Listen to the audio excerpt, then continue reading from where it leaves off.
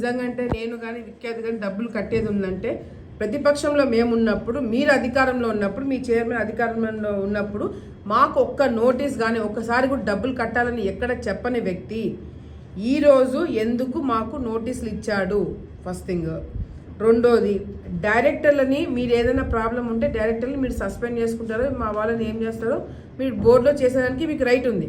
కానీ ఆ డైరెక్టర్లు పనిచేసే సొసైటీలని కొన్ని సంవత్సరాల నుంచి ఆ సొసైటీలు ఏర్పడినాయి. ఆ సొసైటీలు మీరు క్యాన్సిల్ ఎందుకు చేస్తున్నారు? ఆ క్యాన్సిల్ చేయడం వల్ల ఒక్కొక్క సొసైటీలో 700 నుంచి 800 లీటర్లు ప్రతిరోజు వచ్చే రైతులు ఇప్పుడు పాలు ఎక్కడ పోస్తారు? ఈ రెండు నాకు రిటర్న్ ఎనీ క్లారిఫికేషన్ ప్లీజ్. ఎందుకంటే ఇది ఒక నిమిషం ఎండి గారు, నేను ఒకటి చెప్తాను చూడండి. నేను జస్ట్ 3 పాయింట్స్, డిపార్ట్మెంట్ వాళ్ళు కూడా ఉన్నారు, 3 పాయింట్స్ అడుగుతున్నా. 3 పాయింట్స్ నాకు రిటర్న్గా రాసియండి అంతే. నాకు ఎందుకు నోటీస్ ఇవ్వలేదు? వీళ్ళకి ఎందుకు మీరు వీళ్ళని కాకుండా వీళ్ళ సొసైటీని ఎందుకు రద్దు చేస్తున్నారు? మూడో పాయింట్ వచ్చేసి, ఏదైతే ఇప్పుడు కోరం ఉందా లేదా, 10 మంది సంతకాలు పెట్టాల్సి ఉంది, 10 మంది సంతకాలు పెడుతున్నారా లేదా, 9 మందితోనే మీరు క్లోజ్ చేస్తున్నారా? ఈ 3 క్లారిటీ నాకు రిటర్న్గా రాసియండి చాలు, నేను వెళ్ళిపోతాను.